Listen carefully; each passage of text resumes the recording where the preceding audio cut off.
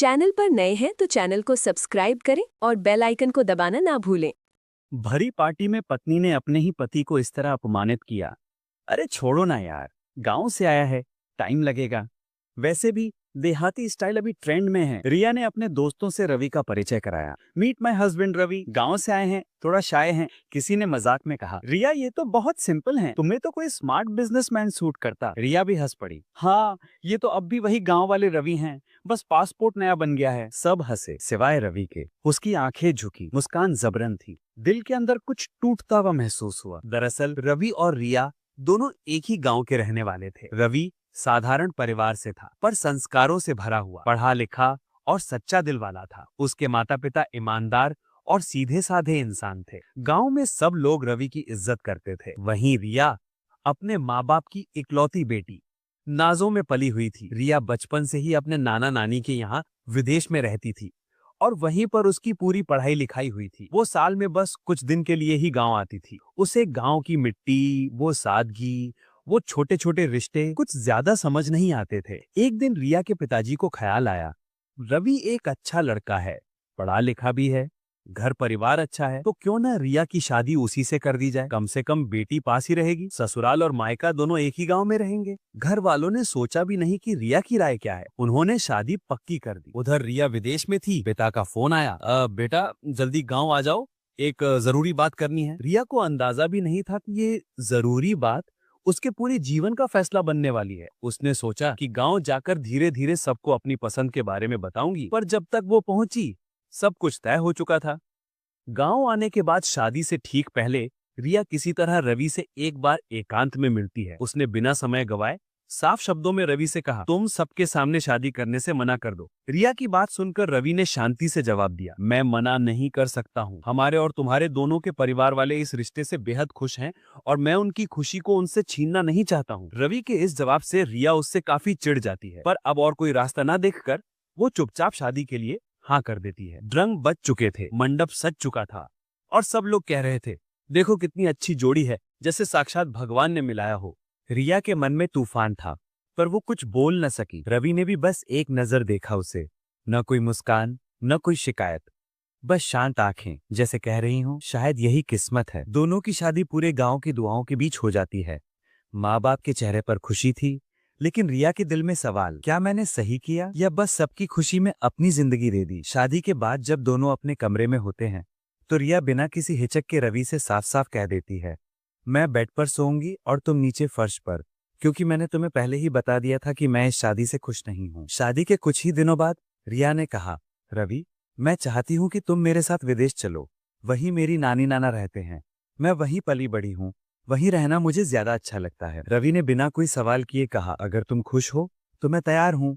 और कुछ हफ्तों बाद दोनों विदेश चले गए। नई जगह, नए लोग, नई जिंदगी, पर रवि के लिए वो दुनिया बिल्कुल अजनबी थी। वो सादगी से जीने वाला गांव का लड़का अब महंगे सूट, बड़े बड़े रेस्टोरेंट और अंग्रेजी बोलने वाली दुनिया में खोया हुआ था। रिया के दोस्तों ने रवि को देखकर हंसना शुरू कर दिया, कभी उसके कपड़ों पर, कभी उसके बोलने की आदत पर। रिया भी अक्सर हंसकर कह देती, अरे छोड़ो ना यार, गांव से आया है, टाइम लगेगा, वैसे भी देसी स्टाइल अभी ट्रेंड में है। रवि सब कुछ चुपचाप सहता गया, न कोई शिकायत, न कोई गुस्सा, बस हर रात खिड़की के पास बैठकर अपने गांव की यादों में खो जाता। सोचता शायद यही प्यार है, जहां अपने को दूसरों के बीच मजाक बनते देख भी मुस्कुरा लेना पड़ता है। एक दिन रिया ने कहा, रवि तुम थोड़ा मॉडर्न बनो ना, तुम्हारे ये देसी तौर तरीके यहाँ काम नहीं आते। रवि मुस्कुराया, रिया मैं कोशिश कर रहा हूँ, पर मैं अपने गांव की मिट्टी से निकला हूँ, मुझे उस खुशबू को भूलने में थोड़ा वक्त लगेगा। रिया झल्ला गई, बस यही तुम्हारी दिक्कत है रवि, तुम बदलना ही नहीं चाहते। उसके शब्दों में तीखापन था और रवि के दिल में चुभ गई वो बातें। उस रात उसमें तकिए के नीचे सिर रखकर बस इतना सोचा, प्यार अगर समझ से शुरू होता तो शायद दर्द पर खत्म न होता। धीरे धीरे रिया का रवैया और बदलता गया। वो पार्टियों में जाने लगी, दोस्तों के साथ वक्त बिताने लगी। रवि बस दूर से देखता, मुस्कुराता और खुद को समझाता, वो खुश है, यही काफी है। पर उसे नहीं पता था कि एक दिन वही हंसी उसकी सबसे बड़ी चुप्पी बन जाएगी। एक रात रिया के दोस्तों ने एक बड़ी पार्टी रखी थी। रिया ने जिद की, रवि आज तुम्हें भी चलना ही होगा, सब कह रहे हैं कि तुम हर बार घर में बैठे रहते हो। रवि ने हल्की मुस्कान के साथ कहा, अगर तुम्हें अच्छा लगे तो चलो मैं भी साथ चल पड़ता हूँ। वो पार्टी में गया, लाइटें चमक रही थीं, सब हंस रहे थे, लेकिन रवि का दिल जैसे किसी कोने में सिमट गया था। रिया ने अपने दोस्तों से रवि का परिचय कराया। मीट माई हस्बैंड रवि, गांव से आए हैं, थोड़ा शाई हैं। सबके चेहरे पर हल्की हंसी फैल गई। किसी ने मजाक में कहा, रिया ये तो बहुत सिंपल हैं, तुम्हें तो कोई स्मार्ट बिजनेसमैन सूट करता। रिया भी हंस पड़ी। हाँ, ये तो अब भी वही गांव वाले रवि हैं, बस पासपोर्ट नया बन गया है। सब हंसे सिवाय रवि के। उसकी आंखें झुकी, मुस्कान जबरन थी। दिल के अंदर कुछ टूटता हुआ महसूस हुआ। वो पूरी पार्टी में एक कोने में बैठा रहा। रिया की हंसी गूंजती रही और उसकी आंखों में चुपचाप आंसू उतरते रहे। रात को घर लौटे तो रिया नशे में थी। रवि ने कहा, रिया आज जो हुआ वो ठीक नहीं था। रिया झल्लाई, ओ प्लीज रवि, इतना सीरियस क्यों हो जाते हो हर बात पर? सब मजाक था समझे, हंस लो थोड़ा, जिंदगी में खुश रहो। रवि ने दर्द भरी नजर से देखा। रिया, जब मजाक इज्जत से आगे बढ़ जाए तो वो हंसी नहीं चुभन बन जाती है। रवि खिड़की के पास जाकर बैठ गया। बारिश हो रही थी।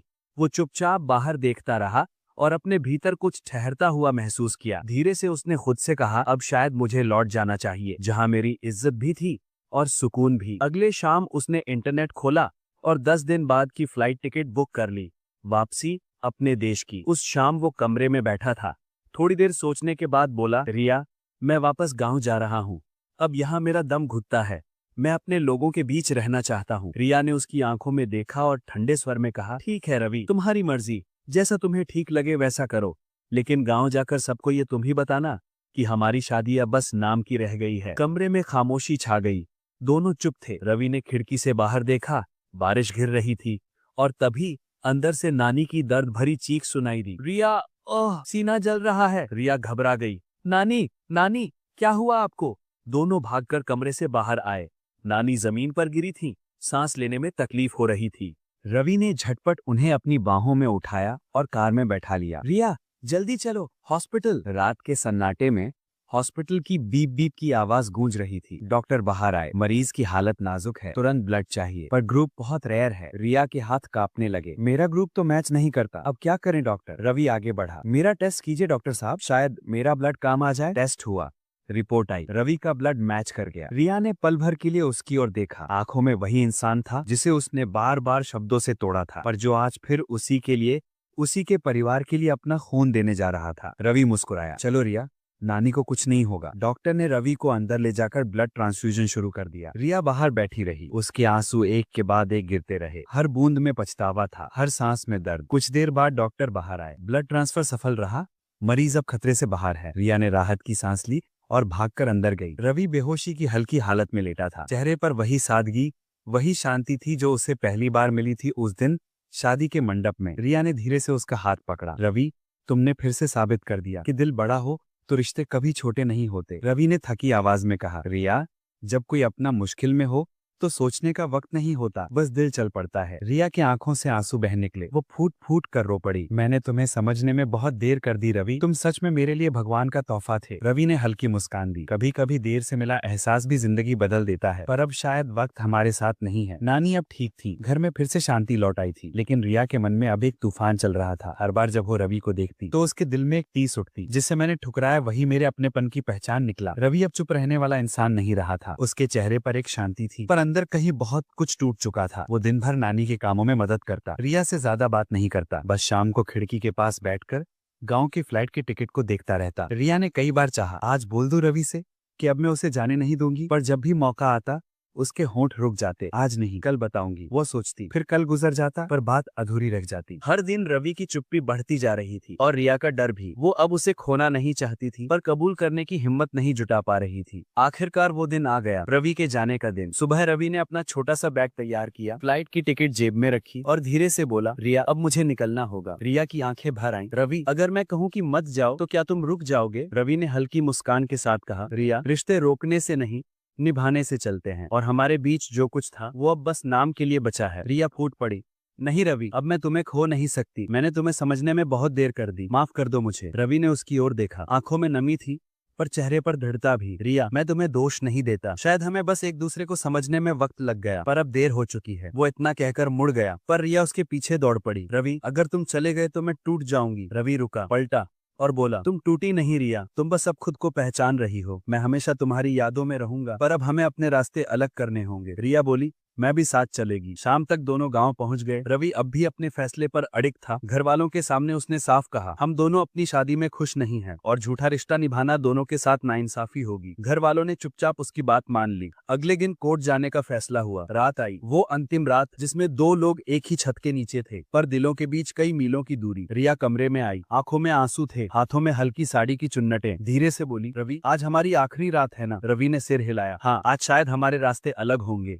रिया पास आकर बोली, तो कम से कम आज मुझे अपना आखिरी वक्त दे दो जिसमें मैं तुम्हें महसूस कर सकूं, तुमसे माफी मांग सकूं। रवि ने उसकी आंखों में देखा और बस इतना कहा, रिया अब आंसू पोंछ लो, कभी कभी छोड़ देना भी प्यार की एक शक्ल होती है। रिया जोर से रो पड़ी, रवि मैं तुमसे सच में प्यार करने लगी हूँ। रवि ने उसके सर पर हाथ रखा। मुझे पता है रिया, पर कुछ एहसास वक्त से पहले समझ नहीं आते और जब आते हैं तब वक्त गुजर चुका होता है। रिया फूट फूट कर रोती रही। रवि ने लाइट बंद की और हमेशा की तरह जमीन पर बिस्तर बिछाकर सो गया। रिया पलंग पर लेटी थी।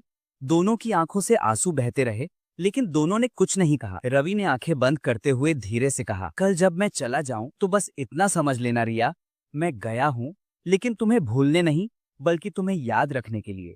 सुबह की धूप खिड़की से भीतर आई।